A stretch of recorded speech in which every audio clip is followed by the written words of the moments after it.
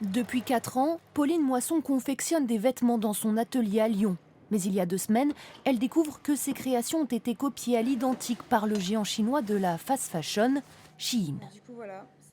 Donc c'est vraiment en plus les mêmes coloris pastel, c'est les chemises d'hommes que je sélectionne à chaque fois. C'est notre modèle qui marche le mieux, c'est celui qui plaît le plus aux clientes. J'ai énormément travaillé dessus pour que ce soit une pièce qui ait zéro impact carbone presque, qui est made in France, enfin on se bat pour ces valeurs-là.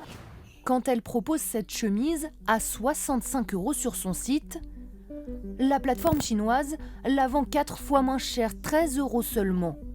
Et ce n'est pas la première fois que l'entreprise agit ainsi.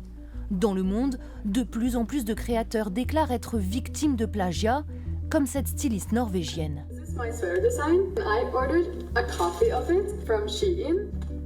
Créé en 2008, le géant chinois s'est imposé rapidement dans le monde avec ses petits prix et ses collections renouvelées en permanence. Mais régulièrement, l'entreprise est décriée pour son impact écologique et ses mauvaises conditions de travail. Le plagiat ne serait qu'un abus de plus, selon cette représentante d'un collectif. C'est l'expression d'un modèle.